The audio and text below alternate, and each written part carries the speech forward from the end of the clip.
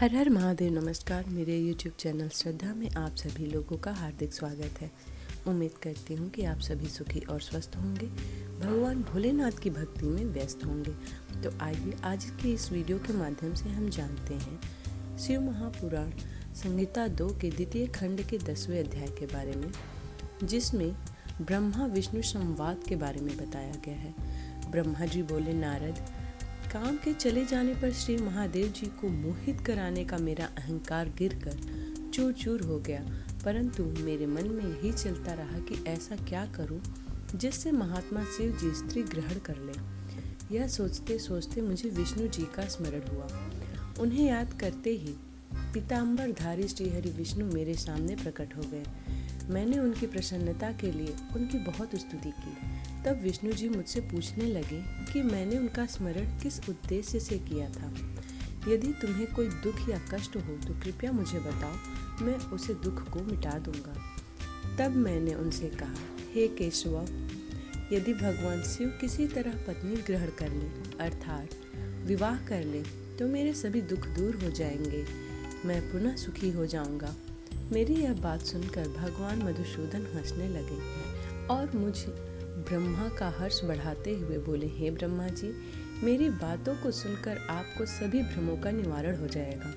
शिव जी ही सबके कर्ता और धर्ता भी हैं। वे ही इस संसार के पालन करता है, वे ही पापों का नाश करते हैं। भगवान शिव ही परम ब्रह्म, परमेश्वर, निर्गुण, नित्य, अनिर्देश्य, निर्विकार, अद्वितीय, अनंत और सबका अंत करने वाले हैं। वे सर्वव्यापी हैं, तीनों गुणों को आश्रय देने वाले हैं।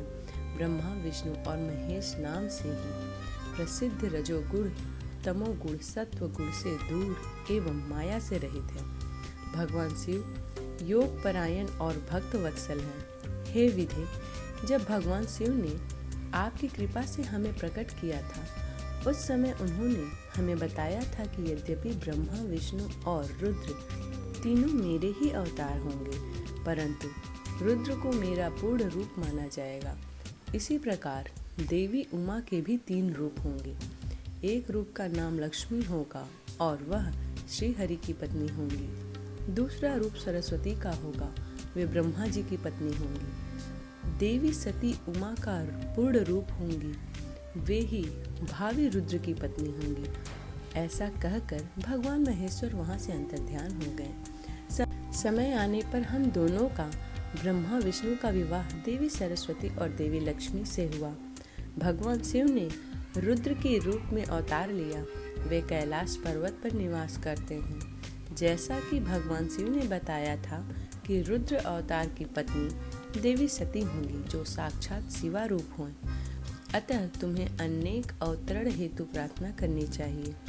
अपने मनोरथ का ध्यान करते हुए देवी शिवा की स्तुति करो। वे देवेश्वरी प्रसन्न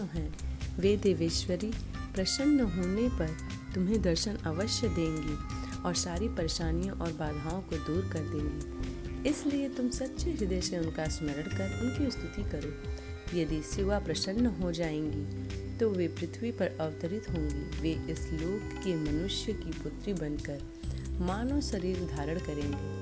तब वे निश्चय ही भगवान रुद्र का वरण कर उन्हें पति के रूप में प्राप्त करेंगी।